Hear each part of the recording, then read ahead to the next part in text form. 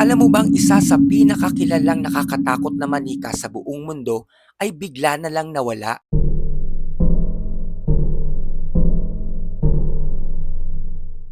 Ang plano dapat kay Annabelle ay dadalhin siya sa Chicago para sa isang world tour. Pero bago mangyari yon, si Annabelle ay biglang nawala at hindi na alam kung nasaan na siya.